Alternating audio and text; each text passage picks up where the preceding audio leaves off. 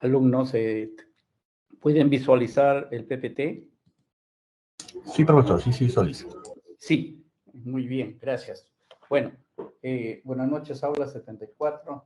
Lo estoy repitiendo, tenemos esta semana, como ustedes observarán, la llamada filosofía contemporánea, ¿no? Que pertenece a la semana 4. A ver, a modo, bueno, ustedes habrán visto ya su material, está dedicado, digamos, a revisar las tesis principales, ¿no?, de 4 grandes filósofos, ¿no? Hegel, Comte, Marx, y el cuarto es Nietzsche. Bien, pero antes de empezar propiamente con los contenidos señalados, hagamos alguna, a modo de introducción, algunas indicaciones, ¿no?, de lo que es la filosofía contemporánea. Bueno, la filosofía contemporánea se inicia con la Revolución Francesa, ¿no? 1789, siglo XVIII, finales, ¿no? Eso es un esquema que se maneja en la historia universal y también, pues, en filosofía se utiliza, ¿no? Bueno, los 4 grandes filósofos representan corrientes filosóficas. En primer lugar, citemos el positivismo, ¿no? El positivismo que tenemos ahí a Comte. El marxismo que está representado por Karl Marx y Federico Engels. El vitalismo de Nietzsche, ¿no? El vitalismo de Nietzsche. Aún en esta etapa de la filosofía contemporánea había que mencionar corrientes otras, como por ejemplo el espiritualismo de Henri Bergson. El espiritualismo porque cuando veamos la filosofía en el Perú y en América Latina, hay una etapa, ¿no?, denominada espiritualismo. Y bien, en esta breve mención de escuelas filosóficas, corrientes filosóficas y con sus respectivos autores, además también tenemos el Círculo de Viena, ¿no? Muy importante sus planteamientos. Ahí tenemos a Carnap. La filosofía analítica o la filosofía que se encarga del análisis del lenguaje, ¿no? El objetivo de la filosofía es el análisis del lenguaje, hemos visto ya, ¿no? Hemos aludido a esto. Wittgenstein.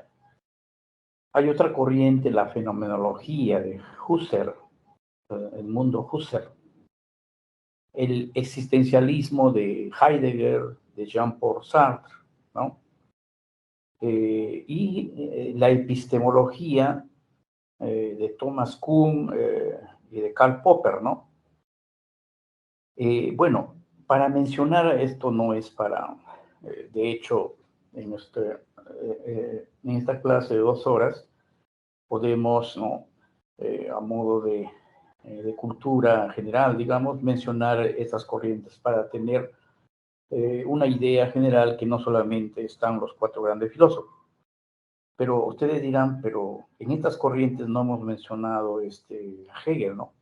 Hegel está, digamos, en el inicio, ¿no?, en el arranque, y de Hegel, pues, han surgido muchas corrientes, muchas escuelas, unas en oposición, como el marxismo, el existencialismo, ¿no?, en oposición, y otras como que continúan, ¿no?, esa línea, ¿no?, señalada por Hegel, que es el primer filósofo que vamos a ver a continuación. Bueno, luego de esta pequeña introducción, nombrando a las escuelas filosóficas, que no son todas, claro está, ¿no?, pero sí nos ha creado la imagen de un abanico, ¿no?, que no solamente comprende los 4 autores que vamos a ver, sino un conjunto de escuelas filosóficas con sus respectivos autores, ¿no? Bien, vamos a continuación, entonces, ya pues a iniciar el encuentro filosófico de esta corta semana con el filósofo Georg Wilhelm Hegel. Incluso tiene como 3 nombres, ¿no? Georg Wilhelm Friedrich Hegel. Bueno, pero los 3 nombres, simplemente quedémonos con Hegel y ya está. Hegel, ¿no? Bueno, 1770 a 1871, o sea, su vida, su pensamiento se sitúa en 2 grandes siglos, ¿no? Siglo XVIII finales y el siglo XIX la primera mitad, ¿no? A ver, Hegel tiene la fama, digamos, la mala fama de no ser un filósofo claro, ¿no? Difícil de entender su pensamiento, ¿no? Y si fuese así, ¿no? Como les estoy mencionando, a ver, pido la participación de ustedes frente a un filósofo que nos dicen que no es tan claro, ¿no? Que exige un doble esfuerzo, un triple para entender. Entonces, ustedes, ¿qué cosas han de sugerir para que nosotros nos adentremos dentro del pensamiento de Hegel, ¿no? A ver, en el chat pueden escribir, o si no, tomar ¿no? Tomar el micro y opinar. A ver, jóvenes. ¿Cuál es la pregunta, profesor? Bueno, propiamente no es una pregunta, sino a modo de introducción, a modo de animarnos, encontrarnos con un pensador que no es tan fácil, ¿no? Y bueno, ¿qué sugiere usted? ¿Qué hacer cuando no, hay esta situación? A ver, ideas. Ideas cualquiera, ya les he dicho las veces que hemos tenido clase, nadie piense que no tiene la palabra la precisa, que va a tartamudear, que su idea tal vez no sea tan importante. No, nada de esos temores, ¿no? Déjense llevar. Cualquier idea es bienvenida. Ustedes muchas veces me han dado luces, me han ayudado, ¿no? A buscar las mejores imágenes para poder entenderse. Entonces, a ver, vamos por el chat a anotar, o si no, coger el micro, ¿sí? Que es más rápido. A ver, no están muy animados en participar, quizá porque perdió Argentina o...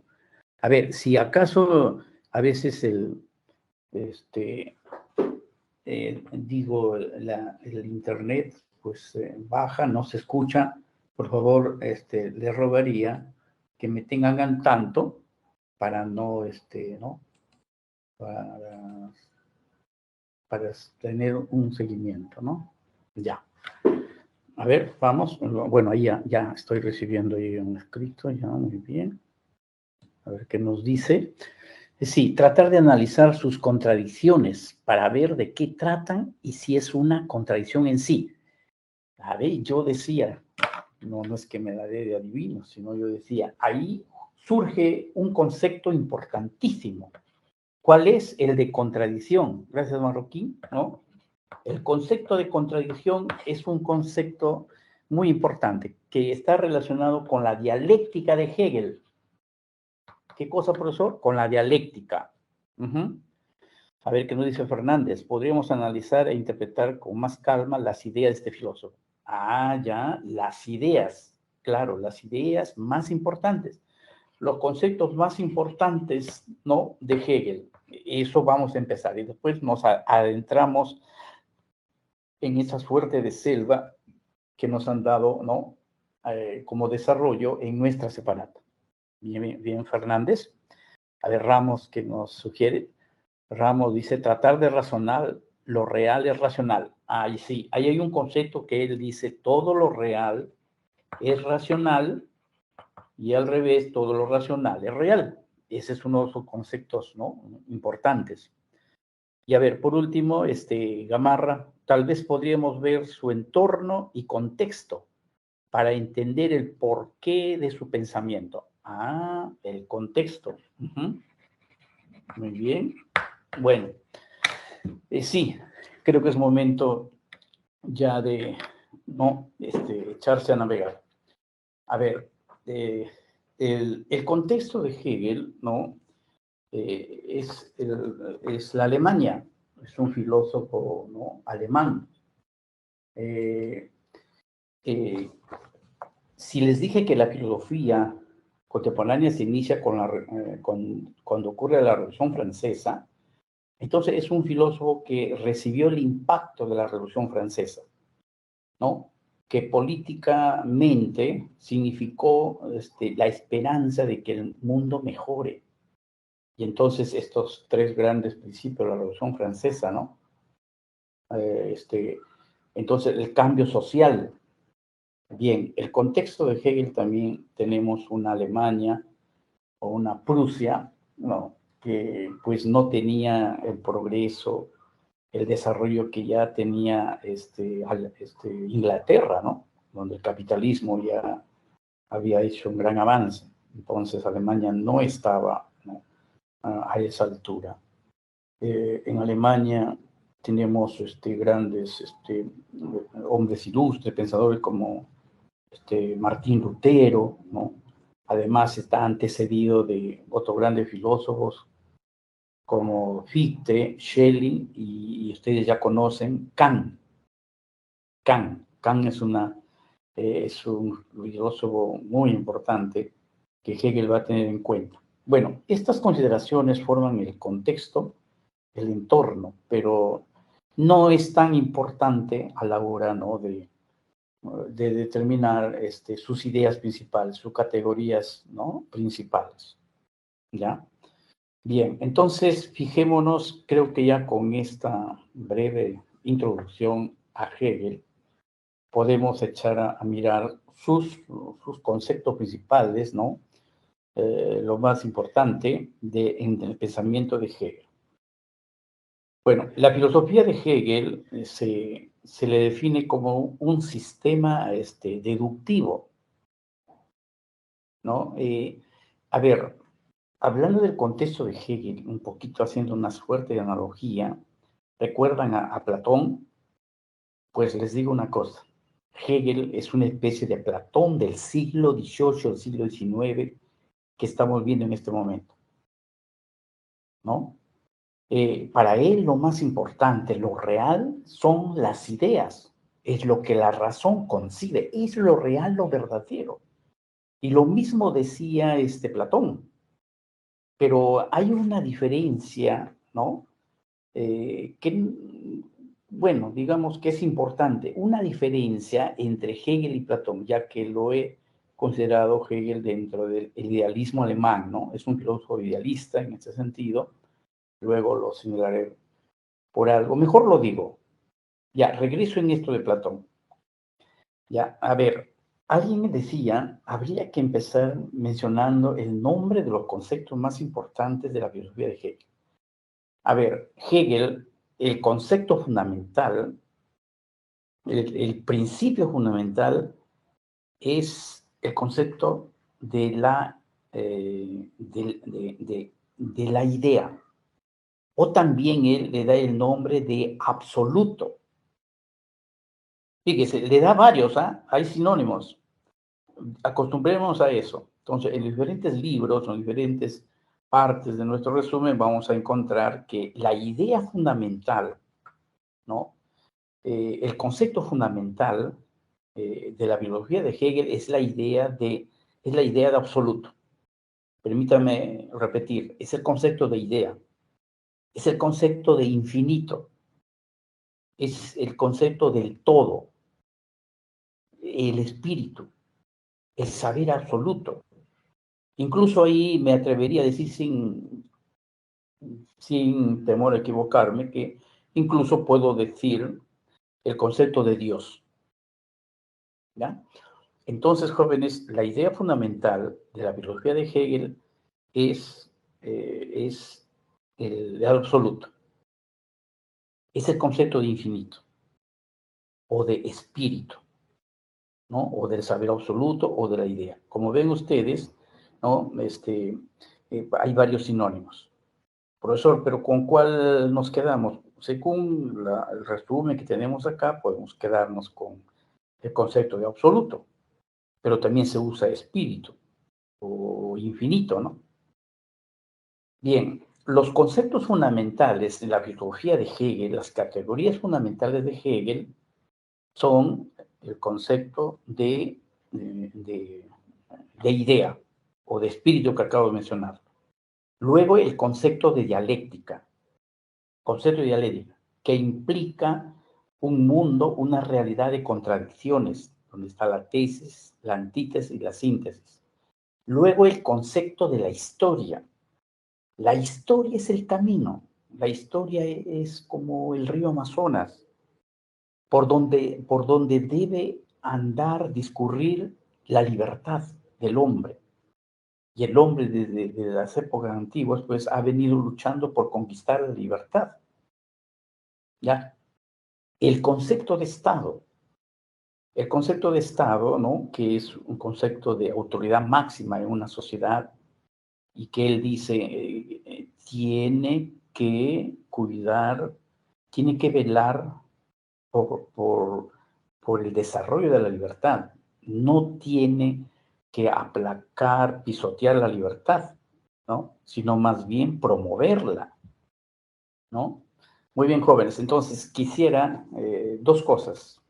Primero, referirme al concepto fundamental de la filosofía de Hegel. ¿Cuál es el concepto de infinito, absoluto o idea? ¿Ya? Incluso Dios, dije yo. ¿Ya? Si hay tiempo para de repente explicar algo, lo diré, ¿ya? Pero ese concepto de Dios. En segundo lugar, ¿cuáles son las categorías, los conceptos fundamentales que está presente en la filosofía de Hegel en esta semana que nos han entregado un resumen? Bueno, está el concepto de idea, o el concepto de absoluto, o de espíritu, también se dice. El concepto de dialéctica, ¿ya? El concepto de historia, el concepto de libertad y el concepto de Estado, ¿no? Incluso podemos también agregar allí el concepto de razón. Razón como un instrumento, igual que Platón, que nos permite tener acceso a esa realidad múltiple, multifacética y variada, a una realidad que no solamente es el mundo natural, el mundo de la historia, sino el mundo de las ideas, el mundo cultural, el mundo de la religión, el mundo de Dios. Bueno, el gran problema, yo me pregunto, con esta introducción, ¿no? He querido que entiendan a Hegel, ¿no? Entonces, estas dos cosas. Entonces, les pregunto y quien pueda responde, si no, toma el micro, ¿ya? Con toda confianza. A ver, dos cosas les he dicho que hay que tener en cuenta. Primero, ¿cuál es el parámetro? ¿Cuál es el concepto fundamental de la filosofía de Hegel? ¿A qué se reduce? A ver, anoten allí, eso tiene que estar claro y nos va a ayudar después para poder entender otras cosas. Incluso les dije que hay varios sinónimos. ¿Ya? Entonces, sí, ¿cómo no? Puede hablar. Ya, acá Hegel buscaba el conocimiento absoluto. Ya, el concepto de absoluto, infinito o espíritu. ¿Ya? Esa es la filosofía del absoluto. Luego, y en segundo lugar, las categorías. Muy bien, Ramos Quispe, el mundo de las ideas, el mundo sensible, que son ideas A, sí, les voy comentando. El mundo de las ideas, que es de Platón, es el mundo real, verdadero, al cual el hombre tiene acceso por medio de la razón en Hegel. Y el mundo sensible, es lo finito, ¿no? El mundo sensible son las cosas particulares, ¿no? Pero en Hegel vamos a ver que el mundo sensible, el mundo empírico, forma parte de ese absoluto, de ese espíritu o de esa idea, que es una totalidad. Muy bien, sí, acá estoy mirando lo de Ramos. Ya. Entonces, esas categorías, ideas, bueno, primero entonces, la idea fundamental, la categoría fundamental de la filosofía de Hegel. ¿Cuál es? El absoluto, lo infinito, el todo, el espíritu, el saber absoluto, incluso Dios. Segundo, ¿cuáles son los conceptos fundamentales de la filosofía de Hegel? Bueno, lo que ya mencionamos en lo primero. ¿Cuál es el concepto de idea o espíritu o absoluto? Luego, dialéctica, historia, libertad, estado, razón. Muy bien, entonces ahora sí creo ya hay que sumergirse en Hegel. Gracias por su participación. A ver, entonces, la filosofía de Hegel es un sistema deductivo, ¿no? Cuyo objetivo es alcanzar el conocimiento absoluto. Bueno, sistema deductivo significa, ¿no? Significa que yo tengo, por ejemplo, acá, bueno, puede ser un rectángulo o un círculo, entonces yo pongo arriba en la parte superior la idea, el espíritu, entonces todas las cosas, todos los fenómenos de cualquier índole que yo observo, simplemente son la expresión de la idea, de este universal llamado absoluto, idea o espíritu, ¿no? Entonces, en ese sentido, es un sistema deductivo. Ahora, el hombre, la conciencia, desde que nace, o el hombre desde las primeras etapas de la historia, ¿no? Para Hegel, su objetivo será siempre alcanzar el conocimiento absoluto, ¿no? Entonces, él habla bueno, en su fenomenología del espíritu, fenomenología del espíritu es fenomenología de la conciencia. Entonces, la conciencia pasa por los estratos más sensibles, más empíricos, ¿no? Digamos, ¿no? Desde el conocimiento de los sentidos, ¿no? Luego el conocimiento científico, el conocimiento filosófico, ¿no? El conocimiento del arte, ¿no? Entonces llega a un conocimiento final, que va a ser el conocimiento de lo absoluto, ¿no? Conocimiento absoluto también se dice saber absoluto, ¿no?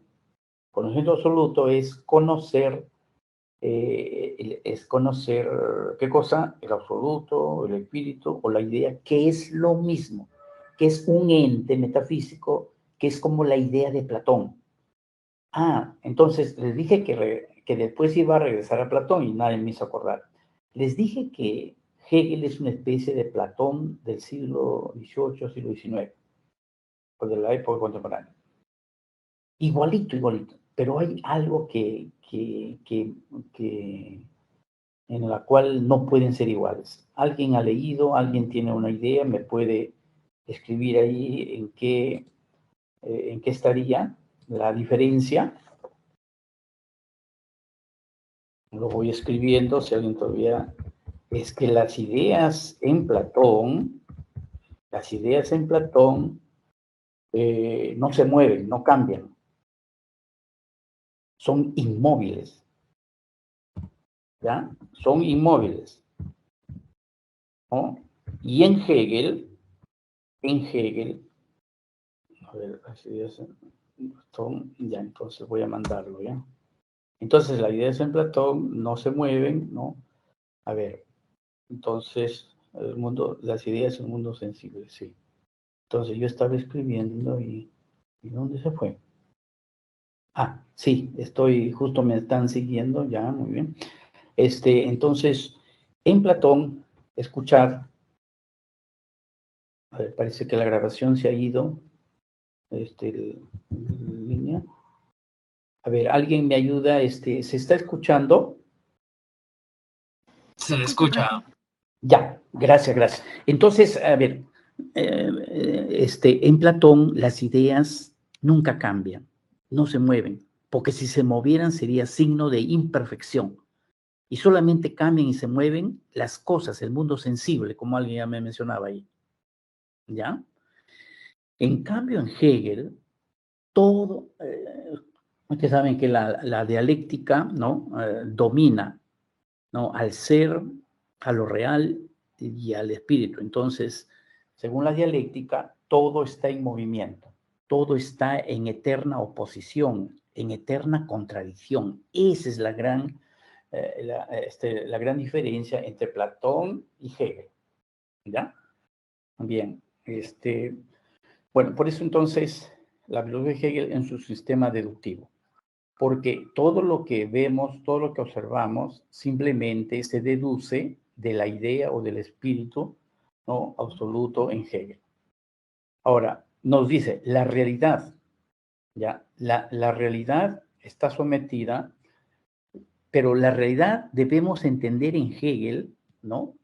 Debemos entender en Hegel no solamente lo que vemos, o sea,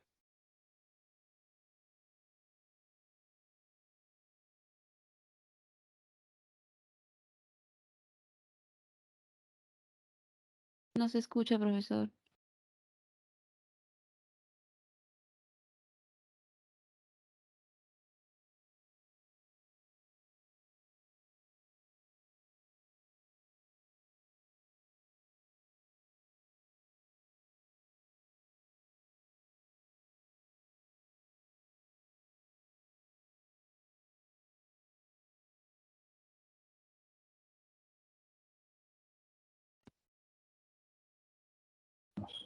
ya. Ahora, jóvenes, por favor, ¿se escucha? Se escucha. Sí, sí, escucha, ya. Entonces, estaba pues en la idea de que la realidad no solamente es los fenómenos, las cosas que alcanzamos a ver por los sentidos, sino la realidad es la realidad conceptual, el mundo de las ideas, ¿no? El mundo espiritual, si quieren ustedes. Entonces, todo eso para Hegel está en un eterno movimiento, y ese movimiento es dialéctico, ¿no? Lleno de oposiciones, ¿no? Lleno de oposiciones. Y entonces, pero este movimiento, ¿no? Que es propio de la dialéctica, es como es una ley, por eso dice, es por necesidad, ¿no? Es por necesidad, no se puede, no puede dejar de realizarse, ¿ya? Es por necesidad. Entonces, nada de lo sucedido, entonces, es contingente, es casual o injusto, ¿ya? Entonces, todo lo que vemos en la realidad histórica, ¿no? En la realidad natural, en la realidad espiritual, en la realidad política, todo ocurre porque es una ley, es una necesidad. O sea, nada de lo que acontece es casualidad, es al azar. No, todo, por eso la dialéctica se dice, ¿no? Es la presencia de leyes que rigen el movimiento de la realidad de las cosas, ¿no? Por eso allí, mirando ahí ¿no? La ficha nos dice, en consecuencia, todo lo real, ¿no? Todo lo real es racional. Pero lo real, repito, es los ríos, es las carreteras, ¿no? Es las plantas, ¿no? Son los animales, la realidad natural, ¿no? Es también la realidad de Dios, la realidad del pensamiento, el conocimiento, ¿no? Dice que todo eso es racional, ¿no? ¿Por qué es racional? Porque esa realidad en sus diferentes manifestaciones, el hombre, ¿cómo lo conoce? Y es igualito a Platón. Se lo conoce por su razón, ¿no? Por su razón, por su entendimiento, ¿ya? Entonces, no es que los sentidos. Entonces, en ese sentido, en ese aspecto, pues Hegel es idealista, ¿no? Y luego a la inversa, y todo lo racional es real. O sea, todo lo que mi pensamiento, mi razón, conoce todas las hipótesis que hace, todas las leyes que concibe, todos los razonamientos, ¿no? Sobre la justicia, sobre Dios, según Hegel, eso es racional, porque es mi razón que me permite fabricarlo, hacerlo. Pero eso dice que es real. Eso es real, eso es verdadero. ¿No? Razón, vean ustedes, no me falta para decir, pues, que es un Platón, en ese sentido. Solo que la gran diferencia, repito, es que las ideas, lo racional, la verdadera realidad, en Platón no hay movimiento, es estático. En cambio, en Hegel sí está en movimiento, y a ese gran movimiento se le denomina dialéctica. ¿Ya? Luego, la historia universal. ¿Qué cosa es la historia? Hegel es uno de los filósofos, pues, que le dio mucha importancia a la historia, ¿no? Y de ahí el historicismo, ¿no? Y la historia ha sido una gran ciencia porque siempre de la historia mucho tenemos que pensar, ¿no? La historia es la maestra de las generaciones del hombre para aprender las cosas buenas y para desechar lo mal que ha podido hacer el hombre, ¿no? ¿Qué mal en la historia ha podido hacer el hombre? Bueno, matar, hacer guerras, destruir, pues, ¿no? ¿Y qué es lo bueno? Bueno, la conquista de la libertad, de la fraternidad, por ejemplo, que obtuvo en la Revolución Francesa, ¿no? Y traerse abajo el sistema feudal, etcétera. Bueno, la historia universal para Hegel es un conjunto de fases históricas, ¿no? Fases, etapas históricas. Hay una etapa de la antigüedad, una etapa medieval y una etapa moderna en las fases históricas, ¿no? Que se van sucediendo de manera dialéctica, o sea, siempre en un encadenamiento de contradicciones, de luchas, en cada lucha, en cada oposición, en cada choque de contrarios, ahí nos hace recordar a Heráclito, la filosofía griega, en cada una de esas hay un progreso, hay un avance, ¿no? ¿Hacia qué? Hacia la obtención de la libertad, ¿no? Y la libertad, la obtención de la libertad se realiza pues a través del Estado. En estas diferentes fases, Hegel, en la lucha por conseguir la libertad, él nos hace recordar que en la época antigua el único hombre libre era el monarca, el rey. El único, ¿eh? En la época de los griegos, de los romanos, hay varios hombres libres, ¿no? Los patricios, ¿no? Los ciudadanos en la polis, pero había esclavos, pues, te recuerden Aristóteles, ¿no? Que defendió la esclavitud. Pero ya en la época moderna, tercera gran etapa del desarrollo de la dialéctica, ¿no? En la historia, en la época moderna, con la presencia del cristianismo, allí no solamente es libre el monarca, es libre unos cuantos hombres, sino son libres todos, por la gran influencia del cristianismo, ¿no? Entonces, se ha venido realizando la libertad, pues, ¿no? A través de estas diferentes fases. Pero conseguir una mejora en cada una de las etapas no ha sido fácil, ¿no? Ha habido una realización de guerras, ¿no? De destrucciones, etcétera. Y esas guerras, esas destrucciones, es pues la presencia de la dialéctica, ¿no?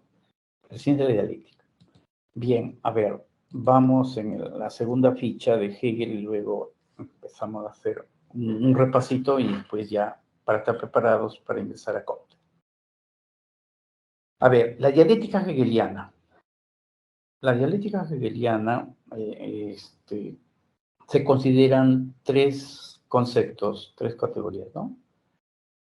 Tesis, antítesis y síntesis. Él habla que el mundo avanza a base de contradicciones y las contradicciones se dan en todas las formas de la realidad. No solamente se da en la política, en lo social, sino también en lo religioso, en lo cultural. Se da también pues, en el reino animal, etcétera, ¿no? ¿Qué cosa es la tesis? La tesis es una afirmación, yo digo algo, ¿no? Y siempre voy a encontrar una negación, una antítesis, alguien que se opone a esta tesis. Pero según Hegel, ¿no?, la dialéctica, los movimientos dialécticos se hace de acuerdo a una necesidad. Y si es necesidad, entonces hablemos de leyes de la dialéctica. Entonces, al chocar una tesis y una antítesis, ¿no?, en la Revolución Francesa, pues, ¿no?, por ejemplo, ¿no?, al chocar tesis y antítesis de la monarquía y las nuevas ideas, ¿no?, entonces va a ocasionar una síntesis. Esa síntesis es superación de la tesis y la antítesis. Es una negación de la negación. O sea, si se llega a la síntesis, entonces se supone que se ha avanzado, ha habido un progreso, un avance. Pero este progreso, este avance, es porque hay contradicciones, choques, guerras, ¿ya? Y entonces los pensadores estos dirán, pues las guerras son el padre de la historia, ¿no? O el mismo Heráclito decía, pues el mundo avanza en base a contradicciones, ¿no?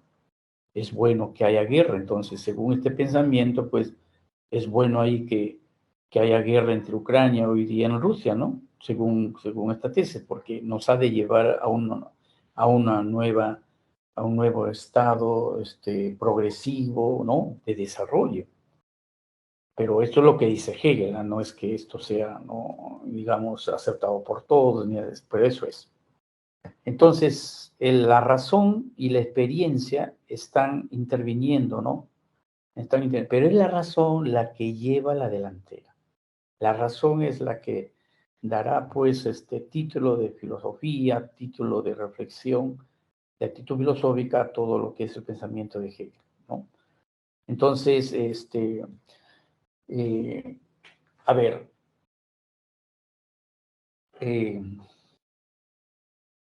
creo que hemos dicho que el Estado no se constituye, bueno, en la ficha anterior, no se constituye en el negador de la libertad, sino que más bien lo promueve, ¿no?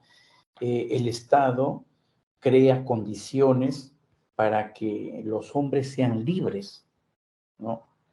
Por eso bueno, me extendería eso, pero todo es rapidísimo nomás. Por eso siempre hay problemas con los regímenes políticos donde quieren conseguir justicia, pan para todos, pan para el pobre, pero a costa de sacrificar la libertad.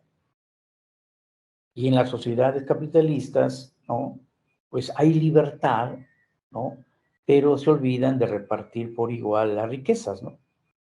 Entonces, bueno, el papel del Estado es, pues, contrariamente a lo que se decía Hegel, defensor de dictaduras, etcétera, no lo es, ¿no? Promueve, pues, el desarrollo de la libertad, ¿no?, y que el Estado sea el que propicie las condiciones favorables para que el hombre se desarrolle en plena libertad, ¿ya? Bien, entonces, en esta tesis, bueno, a ver, déjeme para decir ya por último, no miren tesis y afirmación acá. Entonces, el mundo de Hegel es el mundo de la idea y del espíritu. Todo lo que ocurre en el mundo, en la realidad, es solamente conocido básicamente por la razón. Por eso todo lo real es racional y todo lo racional es real, ¿ya? Y todo lo que ocurre en la historia, por ejemplo, con esto termino. Hegel, cuando terminó de escribir su Fenomenología del Espíritu en 1806, Napoleón asomó sus narices en la ciudad de Jena. Y entonces él miró tremendo espectáculo y dijo, he ahí la idea a caballo. ¿Qué cosa, profesor? Ya les he dicho que la idea, el espíritu, el absoluto, el infinito, es la filosofía, en resumen, de Hegel. En todo lo que ocurre en la realidad no es más que manifestación de la idea del absoluto. Entonces, él, al observar que Napoleón había llegado a Jena, él no tuvo más reacción que decir, que ver la idea, el espíritu, o si quieren ustedes, a Dios a caballo, porque desde allí se conducía todo el mundo, ¿no? A toda la realidad. Entonces, para decir, pues, usted ve un líder, usted ve cualquier fenómeno en la realidad, tiene que interpretarlo como una manifestación de la idea o del espíritu de Hegel. Entonces, es una deducción, ¿no? Por eso es deductivo, ¿ya? Y ahora, en Hegel, todo lo finito, a ver, ¿qué tengo acá? Una celular, tengo mis lentes, tengo una computadora, afuera de repente tengo un jardín, tengo sillas. Según Hegel, eso son cosas finitas, pero todas esas cosas finitas, singulares que yo veo, Hegel dice, eso es parte del infinito. Eso tiene razón de ser, ¿no? Si es que lo relaciono con el infinito o con la idea o el espíritu absoluto. Bueno, quiero preguntarles bien, espero que haya ayudado esto a entender a Hegel. Bueno, acá hay algunas preguntas, ya. ¿Alguna similitud entre la dialéctica y la mayéutica de Sócrates? Bueno, la mayéutica de Sócrates es un método, ¿no? En la que a base de preguntas, ¿no? Uno encuentra la verdad a través del diálogo, aflora la verdad que está dentro tuyo en tu conciencia, ¿ya? Entonces, y la dialéctica, pues, es sinónimo de diálogo ahí, ¿no? Sinónimo de diálogo en Sócrates. La dialéctica en Hegel es que él, miren cómo Hegel, Platón, él negaba lo fundamental, lo importante que son las cosas, el mundo sensible, ¿no? En cambio, Hegel le da una categoría diferente, un tratado diferente. Primero ve que todas las cosas, ¿no? sensibles están sometidos a cambios, a contradicciones, a luchas, ¿no? A luchas. Y entonces, pero eso es fundamentalmente en plano de la idea, ¿no? La dialéctica. Y así dialécticamente se avanza. Ahora, esto no es casual, esto forma parte de las leyes del movimiento, de la realidad de la materia, tanto concreta, material, y digamos, del mundo inteligible, ¿no? Es un comentario acá. Bueno, dígame, ¿se entendió algo? ¿Se entendió mejor a Hegel? A ver, si no, alguna pregunta. Y pasamos a otras cosas. Bien. Ya. Bien, vamos a entrar a otro filósofo, que es Augusto Comte.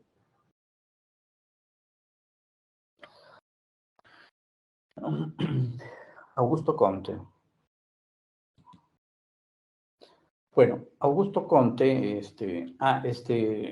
les dije, les remarqué que Hegel, su filosofía se conoce como la filosofía idealista, ¿no? O la filosofía del idealismo absoluto, ¿sí? Augusto Comte es un filósofo francés, ¿no? Filósofo francés. La obra que está ahí considerada es la obra, su curso de filosofía positiva, ¿no? El positivismo es una corriente filosófica de pensamiento, ¿no? Que tuvo como antecedentes, recuerdan ustedes a Locke y a Hume, tuvo como antecedentes el empirismo de los siglos XVII y XVIII. Se está refiriendo a Locke y a Hume. ¿Ya? Los antecedentes. Entonces, si ellos pues fueron empiristas, ellos no le dieron importancia a la razón y niegan los a priori y las ideas innatas de Descartes, se supone pues que Comte entonces va a seguir la misma línea, ¿no? ¿Ya? Otra cosa más, el positivismo de Comte, ¿no? Va a influir en las filosofías posteriores, lo he mencionado, el Círculo de Viena o el positivismo lógico también se llama, ¿no? Comte va a tener influencia en estas corrientes. Y también en la filosofía analítica del siglo XX, que es Wittgenstein. Entonces, no, Comte es un pensador, pues, importante en este sentido, ¿no? ¿Ya? Bueno, el positivismo también llegó a influir acá en nuestra filosofía, ¿no? De América Latina, Perú. Uno de los pregoneros, pues, está ahí, Manuel González Prada, ¿no? Ya lo miraremos cuando entremos en ello. Bueno,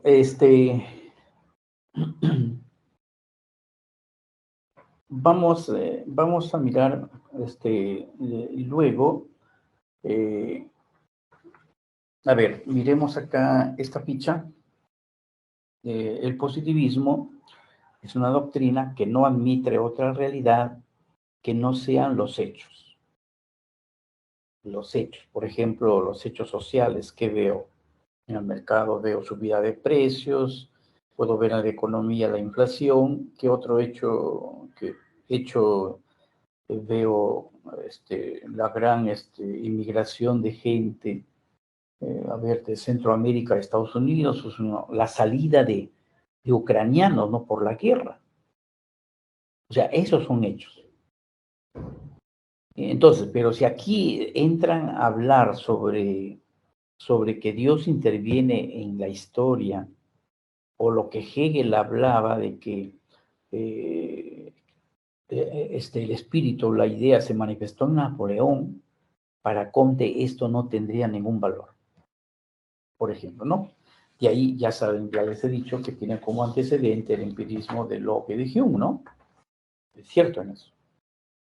Bueno, entonces tenemos pues que la realidad, ¿no? La realidad es un conjunto de hechos, ¿no? Es un conjunto de asociaciones de acontecimientos, de fenómenos históricos, incluso no solamente históricos, sino fenómenos naturales, ¿no? Entonces el positivismo, en una sola palabra, es pues un realismo, ¿no? Es un realismo. Entonces se conocen las cosas tal como son, como los datos, los sentidos, ¿no? Nos lo proporcionan, igual que ocurrió en Locke, igual que ocurrió pues, en Hume, ¿no? En ese sentido hay un realismo. Y este realismo, recuerden, también lo va a llevar el marxismo, que a continuación vamos a ver, ¿no? Bueno, y por consiguiente, pues el positivismo rechaza el conocimiento metafísico. Si estamos diciendo que solamente conoce los hechos, los acontecimientos, los fenómenos tangibles, observables, sean naturales o históricos, entonces pues no hay lugar, ¿no? Para el conocimiento metafísico. Mejor dicho, no hay lugar para Platón, no hay lugar para Descartes, no hay lugar para Hegel. ¿Ya? A ver, me he salteado. Ya. Entonces,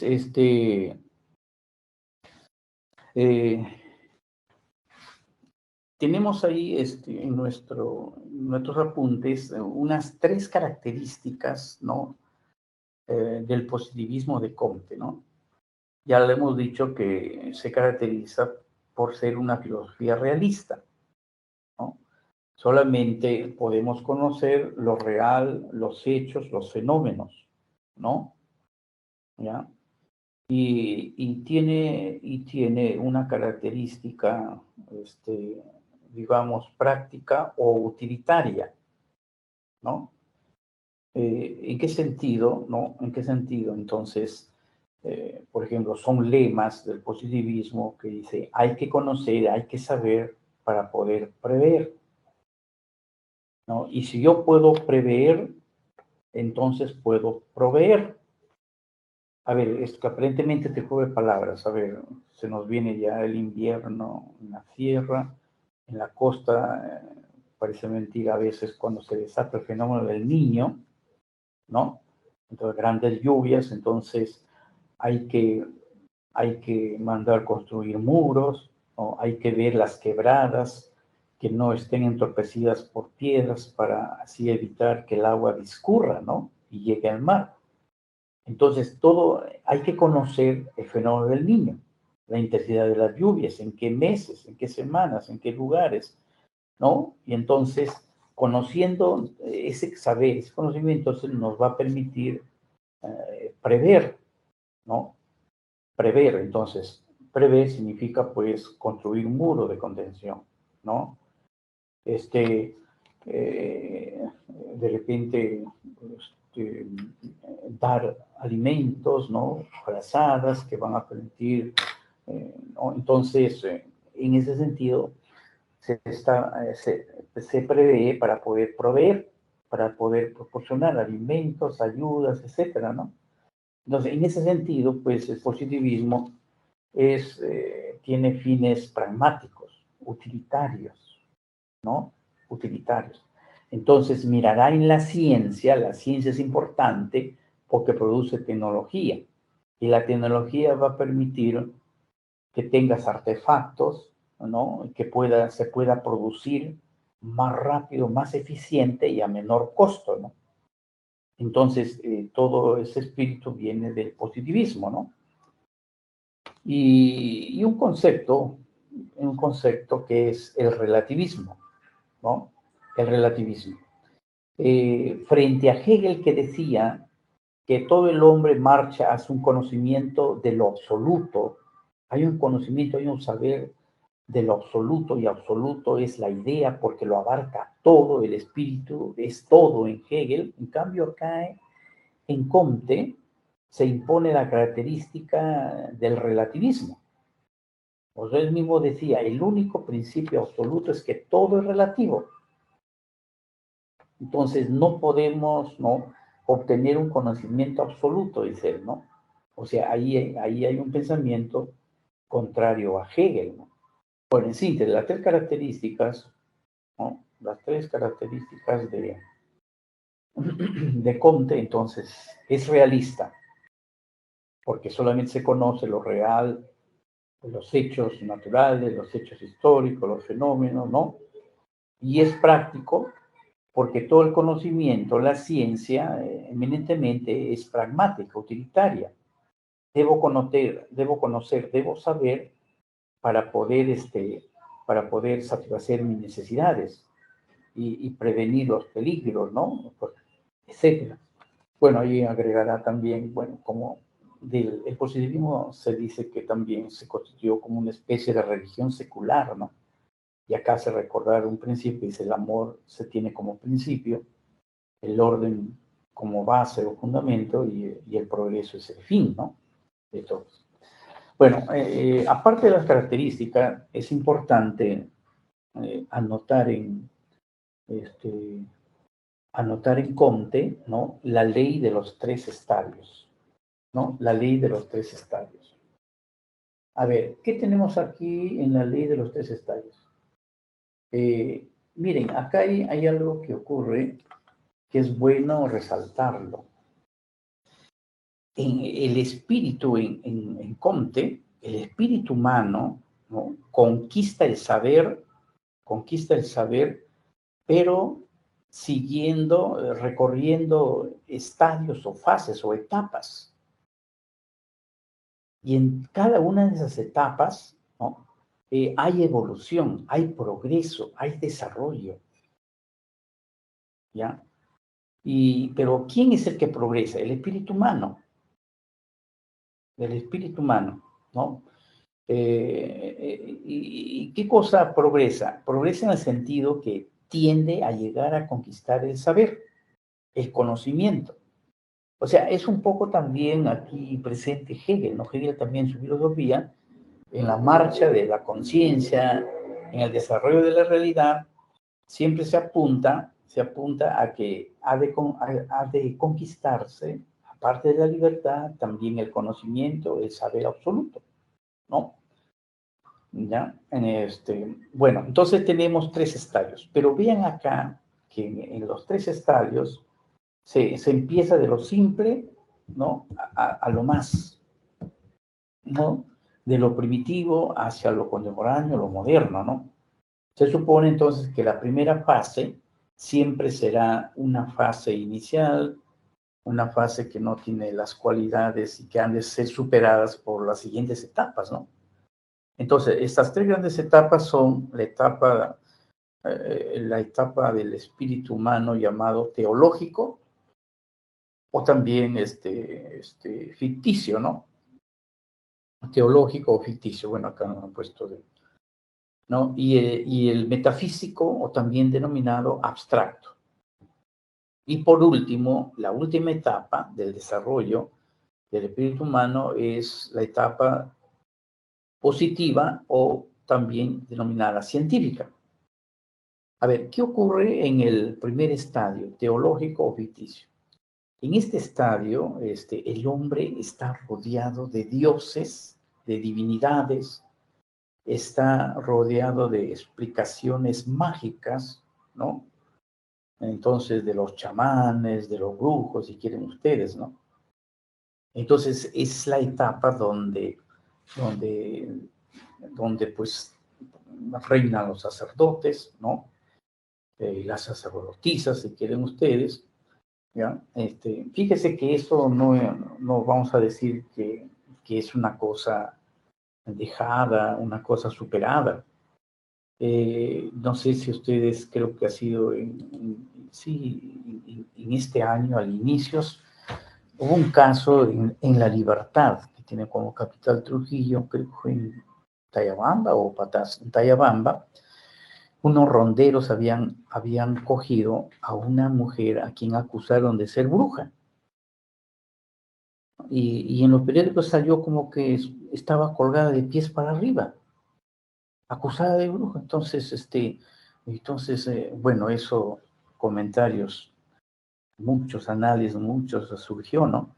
Entonces, profesor, ¿y qué tiene que ver con el estadio teológico ficticio? En el sentido de que hay comunidades, hay sociedades donde los dioses, la idea de lo mágico, estas creencias de que el diablo domina a la gente, se apodera, etcétera. Entonces, eso, según Comte, pertenece al estadio teológico. O dice ficticio porque son pues ideas que no son verdaderas, son ficciones, ¿no? ¿Ah? Bueno, ¿alguna pregunta sobre el estadio teológico? A ver, para que puede coger a ver, alguna, ya. A ver, jóvenes, ¿alguna pregunta sobre el estadio teológico? Ya, entonces, yo les he puesto este suceso que ocurrió, ¿no? En Patás, justo en el gobierno de Castillo, pues entonces los ronderos que estaban de moda, y los usaron ahí para, ¿no? Políticamente desdibujarlos, pero bueno, eso son cosas secundarias. Pero la cosa que ocurrió, ¿no? Ocurrió, y entonces relaciono pues con este estadio teológico, para no decir pues que antiguo los dioses dominaban, ahora ya no.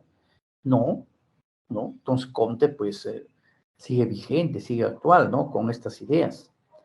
¿O qué les parece a ustedes? Opinen sin ninguna reticencia, a ver. Bueno, si hay un silencio, entonces supongo que están de acuerdo, o bueno, está claro esto, ¿no? Ya. A ver, no. Uy, uy, uy.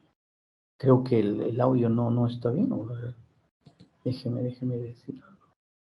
A ver, alguien me dice, ¿el audio está bien, jóvenes? Sí, profesor. Ya. Sí, muy agradecido, muy agradecido. Disculpen más bien mi pregunta a veces inoportuna. Ya, está bien. Entonces, vayamos al segundo. Ficticio significa pues que es falso, ¿no? Esas son cosas pero para los positivistas, ¿no? Para la gente que no quiere creer en nada de esto, ¿no? Entonces, pero ustedes saben, pues, haciendo un paréntesis, respetar la fe de las personas, ¿no? Hay que respetar las creencias, ¿no? Entonces, profesor, si el mes de octubre es el mes morado y la gente en Lima va a acompañar la procesión y ese estadio teológico, según Comte, entonces, toda esa cosa es falso, es ficticio. Sí, pues, pero ya hemos dicho, los pensadores tienen su manera, ¿no? De interpretar, de hacer. Les cuento una anécdota en relación a esto. Y hace poco yo subí a un carro, ¿no? Y entonces yo estaba con mi esposa, pues, ¿no? Me senté y un señor había subido al ómnibus y estaba que predicaba. Era de la religión protestante, ¿no? Una iglesia. Predicaba y hablaba mal de las personas que van a la iglesia, que van al Señor de los Milagros. Y en un momento, bueno, yo estaba ahí, pero hablaba muy fuerte, el señor debe pensar, ¿no? Pues no tiene que gritar. Pues, entonces, ahí hablaba. Entonces, una señorita, ya del pueblo, vamos a decir así, pues, subió a vender sus galletitas, una cosa así. Y el señor, pues, el señor sabe que cogió la palabra y dijo, por favor, estoy ocupado, bájese. Así le dio la orden. Yo agarré, me salió, pues, no, fue mi reacción, le dije, señor, le dije, que suba, usted está hablando, tranquila, puede vender su galletita, ¿no? Y, pero yo digo, si es un señor con una mentalidad religiosa, ¿cómo va a ser egoísta, no? Además, él no está vendiendo ninguna cosa material, está predicando la palabra de Dios, que ingrese. Seguirán escuchando la gente, seguirá vendiendo su galleta, ¿no? Fíjese entonces en relación a esta fase teológica, ¿no? De Comte. Bueno, para decir pues que no es una cosa que quedó ahí relegado porque es de los primeros momentos de la historia, etc. El segundo momento en esta evolución del conocimiento, del saber humano, del espíritu humano, él halla la etapa metafísica o también que él llama abstracta, ¿no?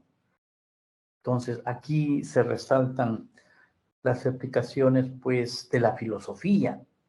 O sea, ahí tenemos que tener en cuenta a Santo Tomás, a Descartes, a Platón, Aristóteles, Hegel mismo, Kant con su metafísica, ¿no?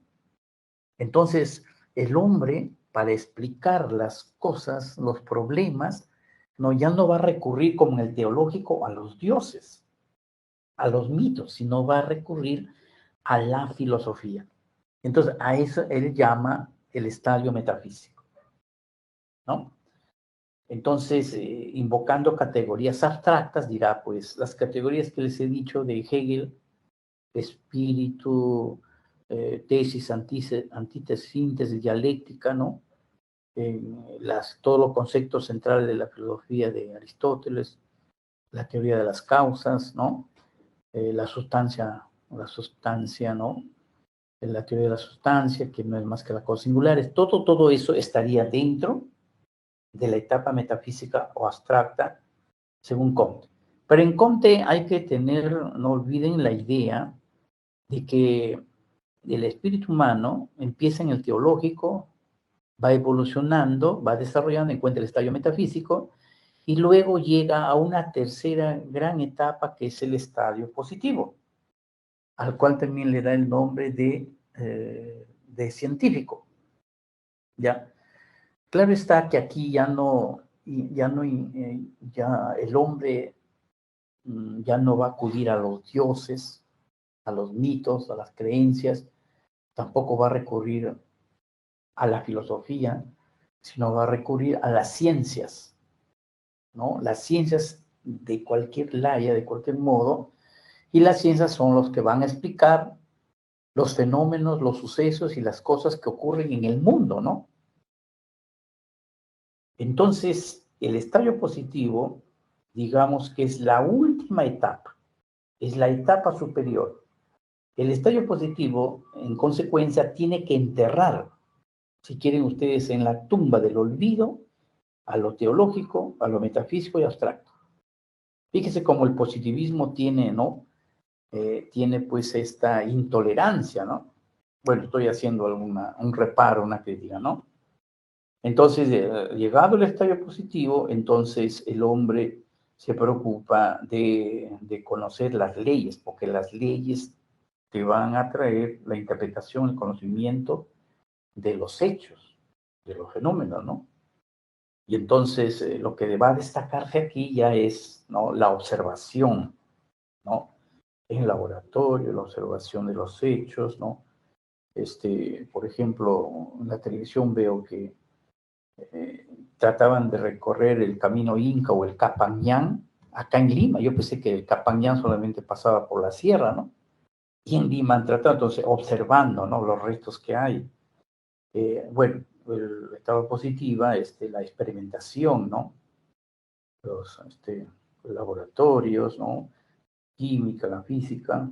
Es decir, pues, la vigencia del entendido pleno del método científico, ¿ya? Entonces, esta última etapa será el último estadio, ¿no? El máximo desarrollo, y será pues el triunfo de las ciencias, el triunfo de la ciencia, el triunfo del espíritu positivista que cree, ¿no?, que cree en la ciencia. Nada, repito, con dioses, ni nada con metafísicas filosóficas. Ya, esto es entonces Comte. Esto es Comte. Profesor, ¿podría ser un ejemplo, por favor, de la especulación del estadio metafísico? A ver, sin ganas de incomodarle, tal vez se pegó mucho al micro, no alcancé a escucharle bien su pregunta. Sí, profe, ¿ahí me escucha? Sí, sí. ¿Podría ser un ejemplo, por favor, de la especulación en el estadio metafísico, por favor? Ah, ya, sí,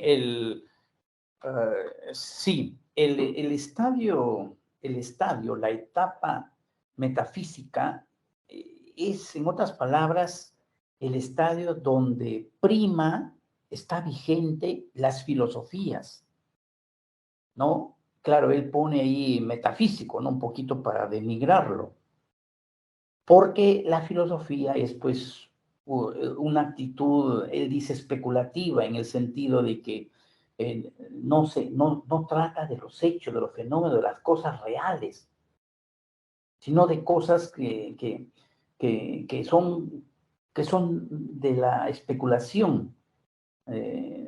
Pero es una caricatura esto, porque también el pensamiento, la reflexión forma parte, ¿no?, de la vida. Y más adelante, en razón a esto que usted ha hecho la pregunta, el periodo metafísico o abstracto, porque cosas de la razón, ¿no?, las causas, por ejemplo, de Aristóteles, la teoría de las ideas, o el espíritu en Hegel, etcétera, ¿no? Entonces son cosas abstractas, pues no son cosas concretas que yo lo veo, lo manipulo, ¿no? En el laboratorio puedo dar cuenta de ello, etcétera, ¿no? Entonces, este es el estadio metafísico o abstracto. Entonces, por este estadio que él pinta, que él presenta, posteriormente hay una reacción en contra del positivismo que se va a llamar el espiritualismo. El espiritualismo va a acabar con todas estas pretensiones de hegemonía filosófica en el pensamiento, ¿no? Todo pensamiento, bueno, aquí alguien apunta, el metafísico es un estadio de cambio del teológico hacia el positivo. Sí, el metafísico, sí, claro, se deja de la etapa teológica, la etapa de los dioses, y se ingresa, ¿no?, hacia el metafísico.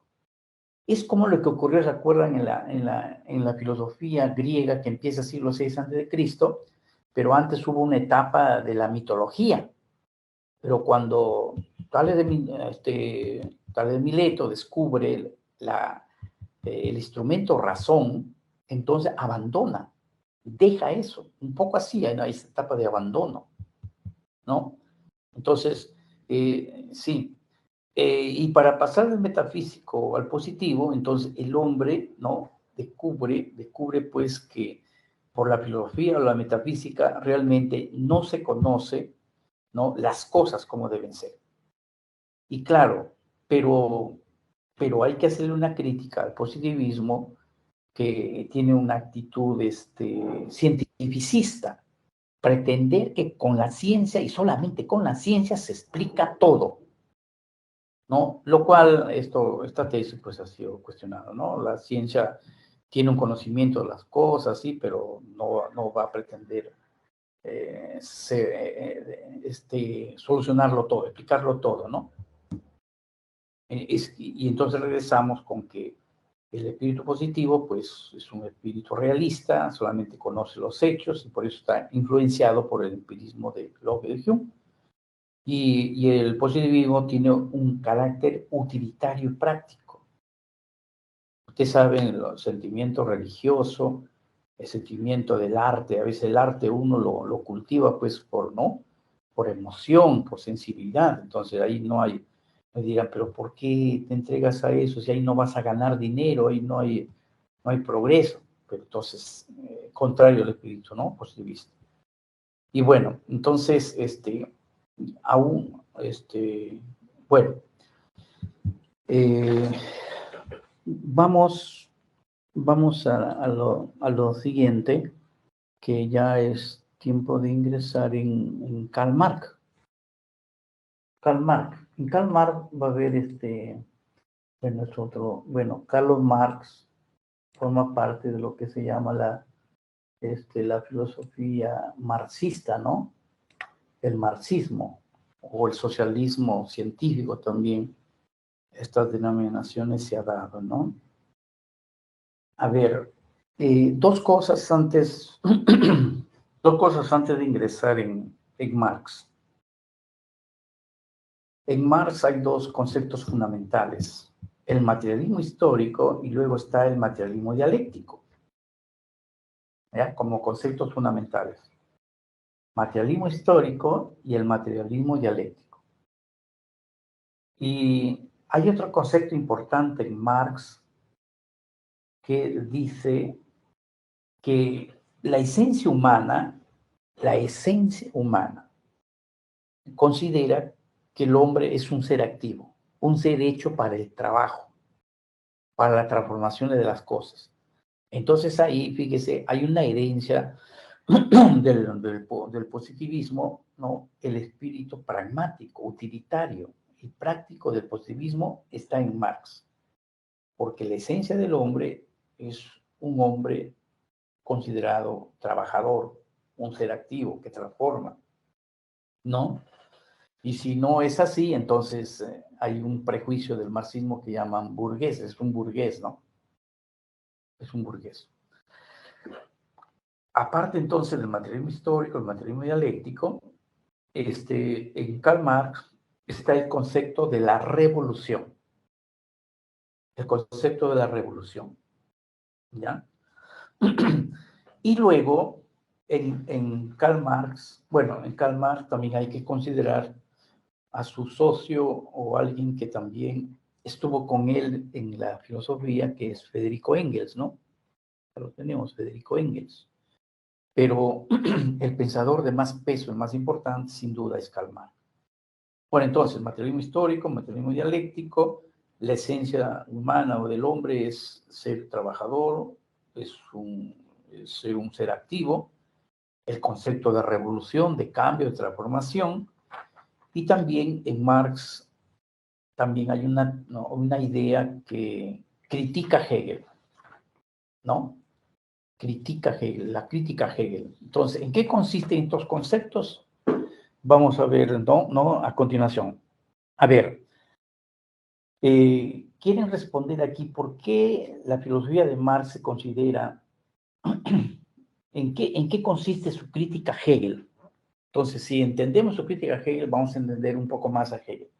Y lo otro, ¿en qué consiste el concepto de revolución en Marx? A ver, anotamos ahí, un segundito, anotan ahí en el chat, a ver, estas respuestas.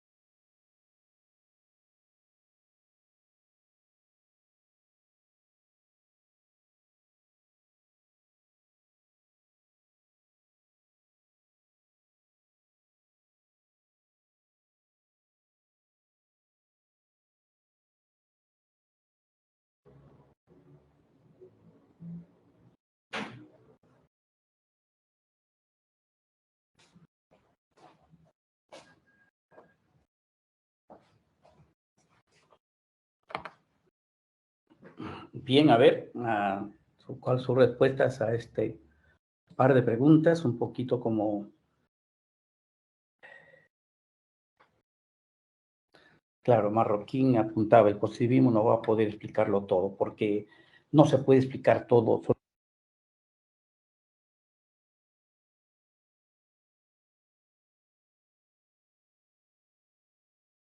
Ya, a ver, ahora sí.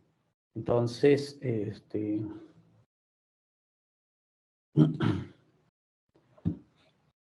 ya, a ver, puede coger el micro también para poder, ¿no? Interactuar. Ya, un momento.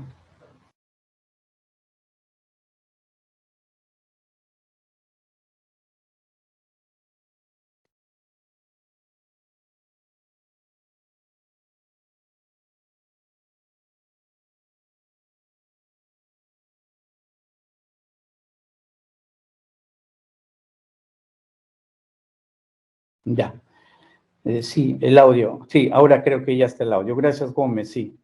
Material, Hegel, ideas. Ya. Ujú. Ya, a ver.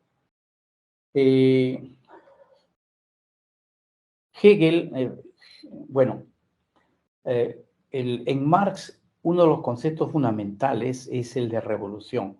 Él hace su filosofía y esta filosofía tiene que servir para algo. Entonces, ahí hay una deuda pues con el positivismo, ¿no? El fin utilitario. ¿Para qué la filosofía?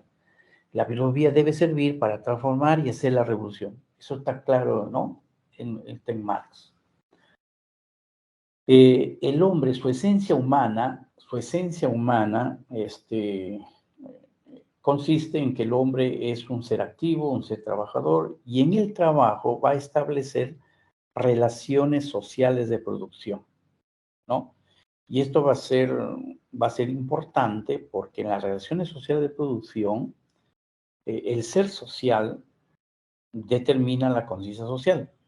Entonces, en las relaciones sociales de producción, en el trabajo, el obrero establece relaciones con los capitalistas, con los burgueses, digamos así, con los dueños de los medios de producción. Entonces ahí el ser social es o eres empresario o eres obrero, el ser social. Y como empresario, como obrero, tú vas a tener una determinada conciencia social. Por eso dice, el ser social determina la conciencia social. Y la conciencia social va a ser que tú vas a pensar como capitalista o burgués, o si eres trabajador, vas a pensar como trabajador o proletario. Eso significa el ser social determina la conciencia social.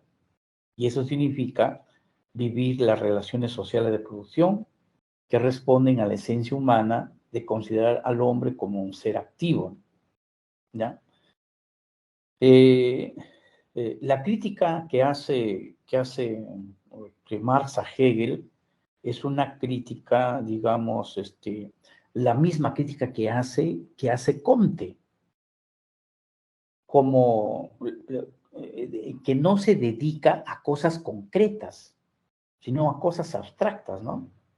Por eso dirá, ¿no? En la crítica a Hegel, ¿no? Ahí lo pueden ustedes, a ver, encontrar, ¿no? A ver, mira, entonces ahí dice casi al terminar, criticó la filosofía de Hegel por su carácter contemplativo e idealista, mejor dicho, por ubicarse en el estadio metafísico o abstracto. ¿Ya? ¿Qué cosa? Sí, el estadio metafísico o abstracto. Y Marx había invertido la dialéctica hegeliana. En Marx también hay la dialéctica. La dialéctica implica pensar el mundo en movimiento, en transformación. Pero la dialéctica marxista está aplicada al mundo social, al mundo político, al mundo material. Por eso la filosofía de Marx y Engels es materialista, no es idealista. ¿Se acuerdan de la ontología, las dos tesis? Una materialista y otra idealista.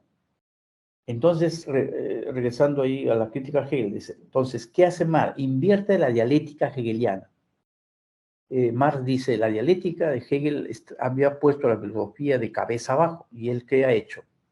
Ha hecho enderezarlo. Entonces, invierte la dialéctica hegeliana aplicando, ¿no? Las leyes del movimiento o la dialéctica, pues, a la realidad material, social, política, y no a la idea, y no al espíritu, o a Dios o al absoluto, como vimos en Hegel. Ahí, en eso versa su crítica, la crítica que hace Marx, ¿no?, a Hegel. Bueno, una cosa es el materialismo histórico y otra cosa es el materialismo dialéctico. El materialismo histórico, que es creación de Karl Marx sobre todo, de Karl Marx, entonces se ocupa, ¿no? Se ocupa de las realidades sociales, ¿no? Las cosas políticas, la historia. En cambio, el materialismo dialéctico, que es de Engels, es una propuesta ontológica, porque considerará a la materia como el principio constituyente, el fundamento de toda realidad, ¿no? Entonces, ahí el materialismo dialéctico, no hay Dios, no hay divinidad, no hay espíritu. Lo que hay es el mundo material, y donde la cabeza del hombre, la razón del hombre sería la materia más desarrollada, ¿no? En un grado superior. Lógico, estamos ante Karl Marx y Engels, una posición ontológica denominada materialista, ¿no? Y la que acabamos de ver de Hegel es idealista. Y Comte se parece mucho, tiene muchas semejanzas en muchos aspectos, como vuelvo a decir, en relación a Marx, ¿no? Bueno, con esto miremos aquí, a ver, Marx, la materia, como ven ustedes, es el principio, fundamento de toda realidad. Y la realidad, ¿no? Y la realidad, apunten ustedes, no es solamente lo concreto, las cosas, el mundo natural, el mundo histórico, ¿no? Sino también es el mundo de la conciencia, el mundo del pensamiento. Solo que en el materialismo dialéctico, el pensamiento, la conciencia, no es que sean cosas como en Hegel, en Platón, sean cosas espirituales, ¿no? Sino son producto de la materia, ¿no? Entonces, por eso se llama materialismo. Y entonces, materialismo dialéctico, ¿no? Ahí tenemos, ¿no?, dialéctica aplicada, las leyes de la dialéctica del movimiento, ¿no?, aplicada a la materia, a la naturaleza. Mientras que el materialismo histórico, la dialéctica, las leyes que regulan el movimiento, está aplicado a la historia, a la sociedad, a las culturas, a la economía, ¿no? Y esto es así. Entonces, el materialismo histórico, entonces, dentro de sus tesis, implica pues que el hombre es un ser social. Al transformar su medio, ¿no?, construye una sociedad más justa, ¿no? El hombre es un ser práctico, activo, porque transforma su realidad mediante el trabajo. Y si es una realidad injusta, también a través de la revolución plantea el cambio. Entonces, el hombre es, en consecuencia, la esencia del hombre es producto de las relaciones sociales de producción. Y relaciones sociales de producción, ¿no?, significa en el trabajo, ¿no? En el trabajo, el hombre, un momentito, el hombre se desempeña o bien como burgués, como dueño de los medios de producción, empresas, etcétera, ¿no?, maquinaria, o como trabajador o como proletario. ¿Ya? Eso debe quedar en claro. Bueno, acá tenemos conceptos que ya me adelanté, estaba comentando: la conciencia social y el ser social. Ya, primero es el ser social. El ser social significa o eres trabajador, escuchen acá, trabajador o proletario, o eres capitalista o burgués dueño de los medios de producción. Si eres obrero o proletario, vas a pensar, vas a tener una conciencia de obrero. ¿no? Vas a querer que te paguen más, que sean justos en el trabajo. Y si eres dueño o burgués, ¿no? ¿Qué vas a querer? Siempre llevar la mayor ganancia, que te obedezcan, ¿no? Etcétera. Entonces, por eso, ahí está el ser social determina la conciencia social. El ser social determina la conciencia, determina tu pensamiento.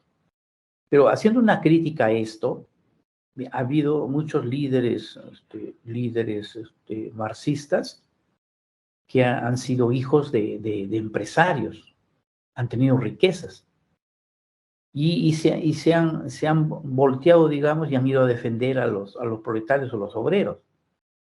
Bueno, pero es una crítica, ¿no? Que no se cumple, pues, pero así piensa el marxismo, ¿no?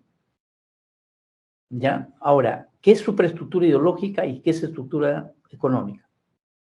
La estructura económica es, bueno, las fábricas, ¿no? Son los obreros, la estructura económica son los capitalistas, y la superestructura ideológica son las ideas religiosas, ideas estéticas, ideas políticas. En resumen, cuando yo digo conciencia social, equivale a decir superestructura ideológica. Y ahí está la religión, el derecho, el arte, ¿ya? Las ideologías. Y yo digo ser social, o sea, si soy proletario o soy capitalista. Entonces, eso significa estructura económica. Significa que lo económico determina el pensamiento, la conciencia. Y entonces a eso se llama en son de crítica, el economicismo del marxismo, pensando que lo económico determina nuestras ideas, nuestra conciencia. Y no siempre es así, porque les he dicho que hay gente, hijos de ricos, que se han vuelto en defensores de los derechos de los trabajadores, ¿no? Ya, hay ejemplos, muchos de ellos, pero así piensa el marxismo. Y por último, los filósofos han tratado de interpretar de diversos modos el mundo. Los filósofos han tratado de interpretar de diversos modos el mundo. Entonces, hasta allí es lo que decía Comte, es metafísico abstracto, filosofía. De lo que se trata es transformarlo. Entonces, el marxismo también entra en el cientificismo, en la etapa positiva, en el sentido de que tiene que ser pragmático, utilitario. ¿Para qué me sirve el progreso como fin? Entonces, la filosofía tiene que buscar la transformación del mundo, ya no interpretarlo, ¿no? Y transformarlo no es más que hacer, ¿qué cosa? Hacer la revolución, ¿ya? Hacer la revolución. Bueno, aquí tenemos un filósofo que es los nombres que suele ponerse, ¿no? Es vitalista, vitalismo y voluntarismo. Vitalismo porque es un filósofo que pone a la vida como el concepto más pleno, más importante. Y voluntarismo porque hay un concepto de voluntad de poder que es importante, ¿ya? Acá tenemos unas preguntas, ya, a ver, aquí, ya dice, ya, gracias. A ver, un momentito, marxismo, materialismo, Hegel, ideas, ya, de la Cruz, ya. Marx apoya a los obreros y Hegel es más elitista. Sino que, bueno, usted lo ve así, ya, pero claro, Marx es otra época y Hegel es una época anterior, ¿no? Quizás si hubiera surgido después, ¿no? Pero claro, es idealista, su posición es idealista. ¿Ya? Ramos Quispe, el hombre es un ser social y al transformar el medio construido una sociedad más justa, es cierto, eso es marxismo. El ser social determina la conciencia social, o sea, si yo soy obrero, mi conciencia social va a ser pensar como obrero, y viceversa, si soy capitalista, voy a pensar como capitalista, esa es conciencia social, o no conciencia social, o superestructura, ¿no? como decíamos, y lo otro es estructura económica. Para Marx, un burgués nunca va a poder pensar como obrero o tomar su lugar. Para Marx, un burgués nunca va a poder pensar como obrero o tomar su lugar. Claro, de acuerdo a su doctrina, lo que él ha dicho es cierto, se contradeciría. Pero es que en el mundo funciona diferente, ¿no? Ya he puesto su observación, bien Marroquín, sí pues, pero una cosa es la necesidad de más y otra cosa es examinar si esto se da o no en la realidad. A ver, Federico Nietzsche, cuando tenemos Nietzsche, entonces ya ubicamos su filosofía dentro de lo que se llama el vitalismo porque defiende la vida, ¿ya? Y voluntarismo por el concepto de voluntad de poder. Bien, déjenme decirles que Nietzsche, su filosofía se ubica entre dos espíritus, el espíritu dionisiaco y el espíritu apolíneo. Es una forma de resumirlo. El espíritu dionisiaco y el espíritu apolíneo. El espíritu apolíneo de Apolo, es una filosofía que pone énfasis en la razón, en el equilibrio, en lo estático, y se basa en el judaísmo, en la influencia del cristianismo, en las ideas de Dios, pero del Dios cristiano. Entonces, Nietzsche rechaza el espíritu apolíneo, rechaza la razón, no es racionalista, ¿ya? El equilibrio, la vida estática, dice eso, eso significa una filosofía que desprecia la vida, no enfatiza la vida.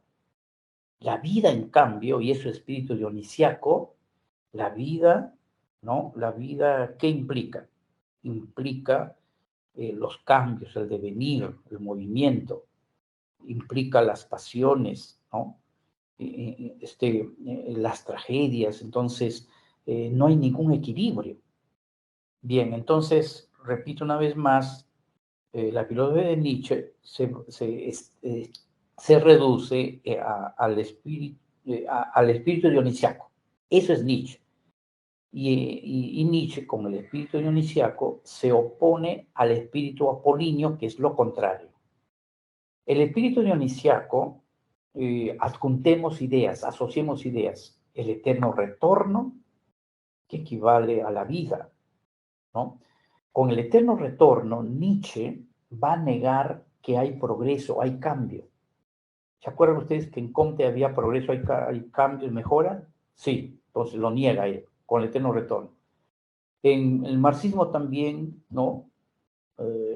Hay transformación, hay cambios, hay vidas mejores, no, pero para Nietzsche no hay, el eterno retorno.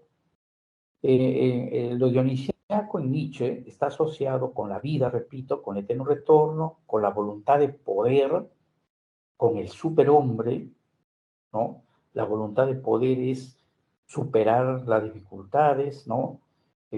Transformar la naturaleza a tus necesidades.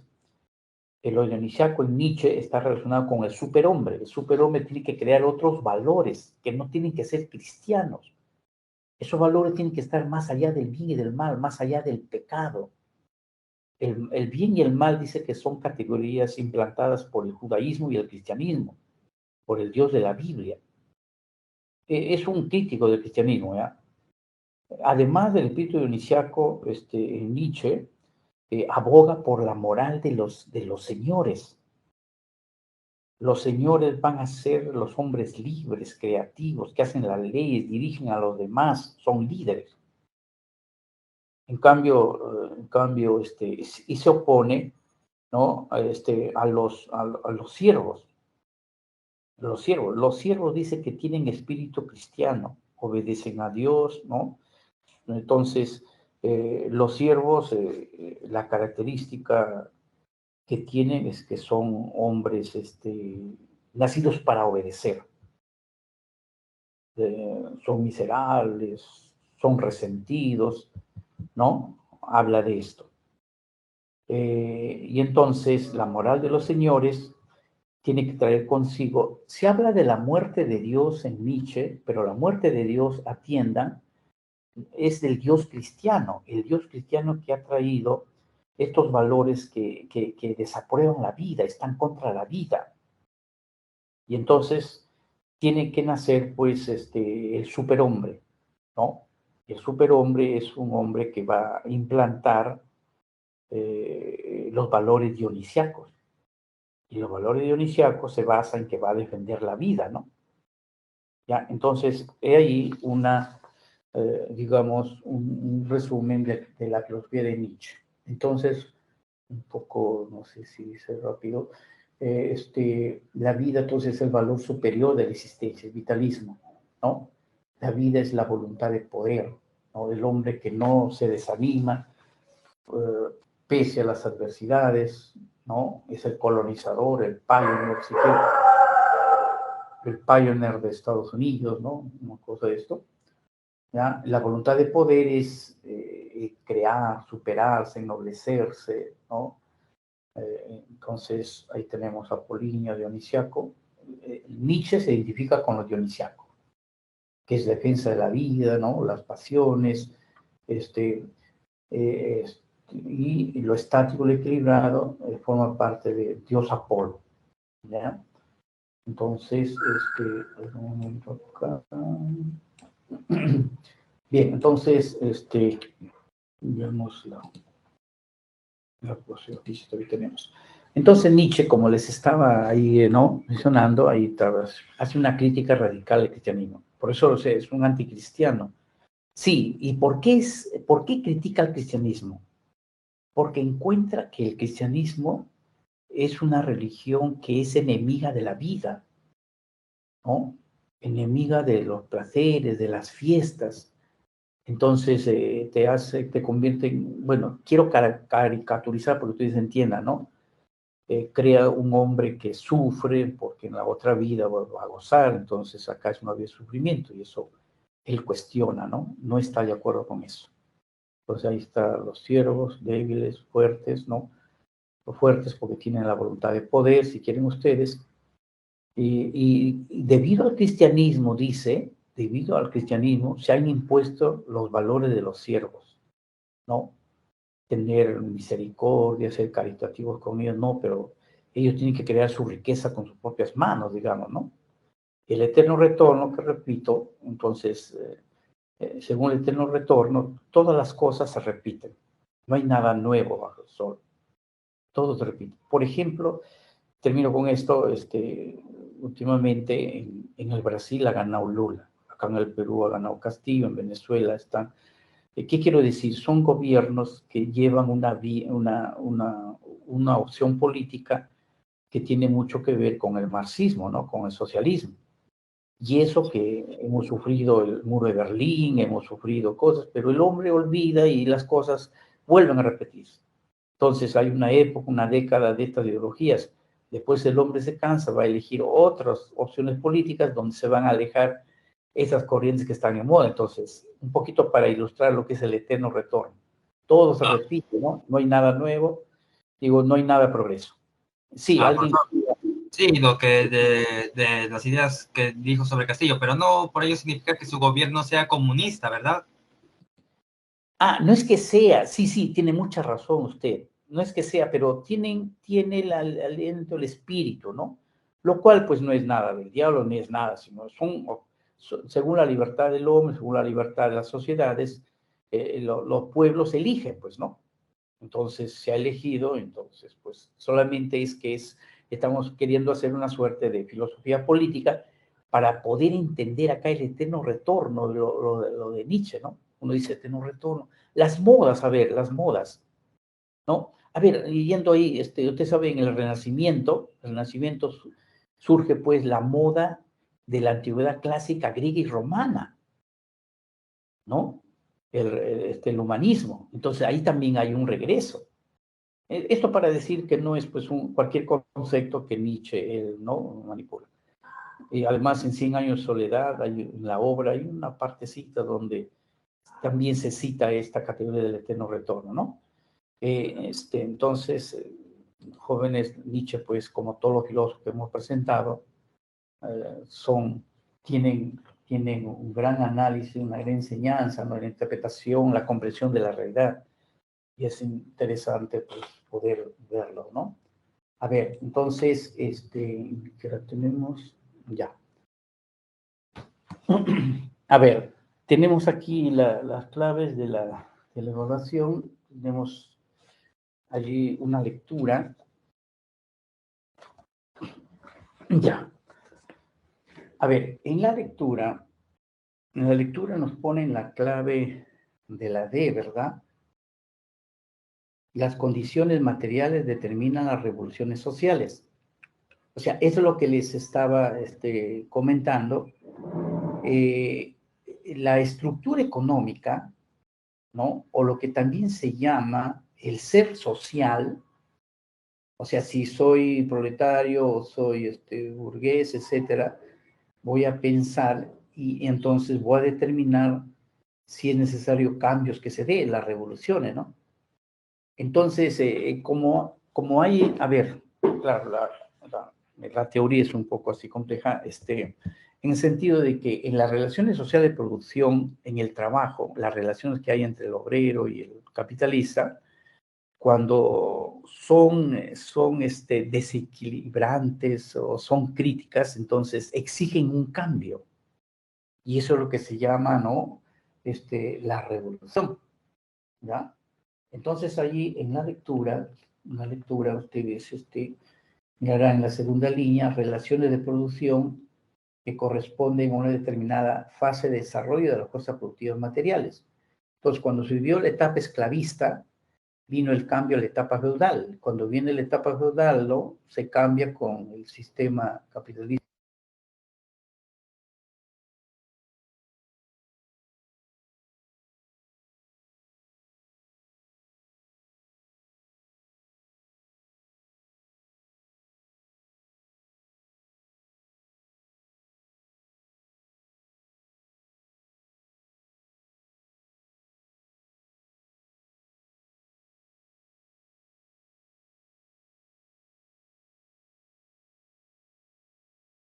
Profesor, su audio.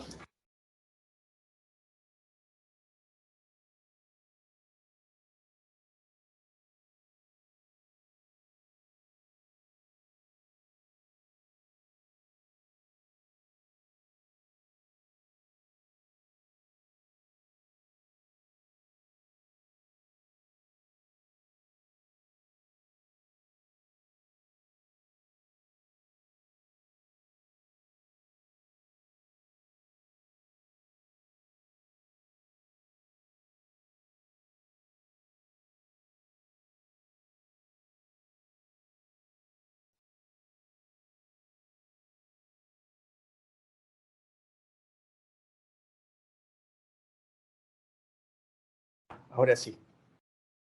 Ahora se escucha, ¿verdad? Ya. Gracias, Ramos, sí. A ver,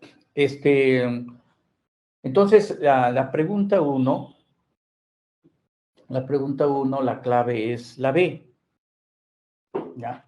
La filosofía totalizadora de Hegel. El concepto absoluto, entonces arriba, eso es una obra de Marcuse, entonces ahí está tocando, ¿no? El absoluto, entonces el absoluto es sinónimo de universalidad, por eso hablamos ahí que es la filosofía totalizadora de Hegel, en la 1. ¿Ya? En la 2, la E coincide con la tesis de la filosofía vitalista, ¿no? La filosofía, claro, Constantino Carballo en contra, ¿no? Constantino Carballo en contra de Walter Peñalosa consideró que la vida es una realidad fundamental. Entonces ahí hay una analogía con el vitalismo de Nietzsche, ¿no? La 2, la E. En la 3, la 3, la clave es la C, las bases filosóficas del positivismo kantiano. Entonces, Manuel Villarán, al querer que todas las ciencias deben ser enseñadas, dando prioridad al conocimiento científico, entonces ahí se asocia con el positivismo de Comte. Por eso en la 3 es la C. En la 3 no es la C. En la 4 tenemos acá este pensador Fukuyama, ¿no? La 4 es la A. La reflexión de Fukuyama se relaciona con la idea de que la historia es la lucha por la libertad en la filosofía de Hegel. ¿Ya? Entonces, según Fukuyama, ¿no? En las dos últimas líneas, en el ítem dice, al final de la Guerra Fría triunfó la democracia liberal. Si ha triunfado la democracia liberal, entonces la libertad individual se erige, pues, en el fin de la historia humana, alcanzando la ansiada libertad del que hablaba Hegel, ¿no? ¿Ya? Entonces, el hombre contemporáneo ha alcanzado la libertad. Fukuyama, repito, reinterpreta la idea hegeliana del fin de la historia como un progreso dialéctico hacia la libertad. En la 5, tenemos la C. En la 5, la C.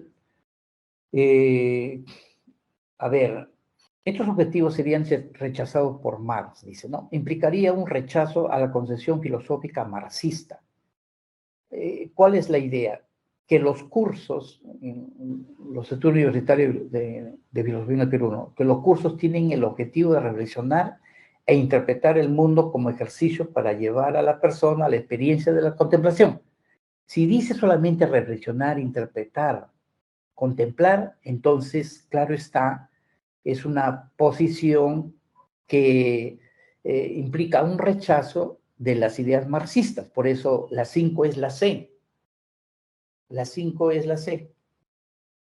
En la 6, bueno, Leopoldo Sea, entonces, la 6 es la B, las ideas esenciales del positivismo de Comte. Del texto se deduce que Leopoldo Sea hace una crítica, filósofo mexicano, ¿no?, a la exagerada intromisión del positivismo y las consecuencias en la educación mexicana. ¿Cuál es esa pretensión exagerada de querer que las ciencias, solamente las ciencias, deben estar, ¿no?, presentes en los cursos, y no los cursos de humanidades, rechazando las humanidades, ¿no? Y en la 7, la E, la contraposición a los valores cristianos que realiza Nietzsche.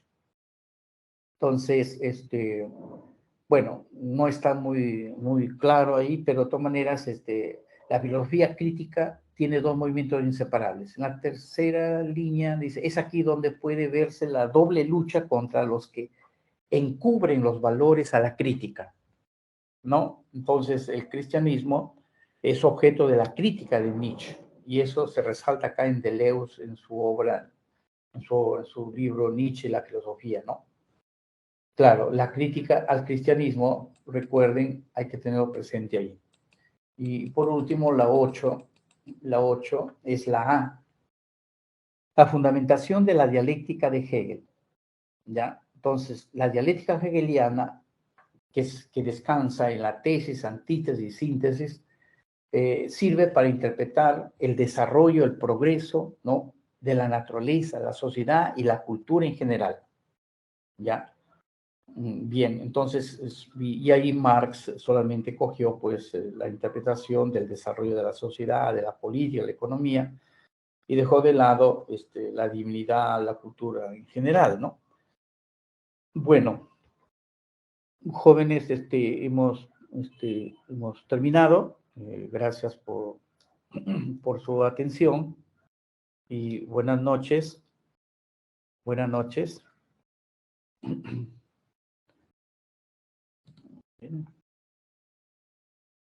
Gracias, profesor. Hasta luego. Gracias. No, profesor. Agradezco su comprensión y las limitaciones que a veces tenemos acá con la línea. Voy a usar datos en la próxima, ¿sí? A ver, espero que no haya ninguna interrupción. Bien, jóvenes, buenas noches.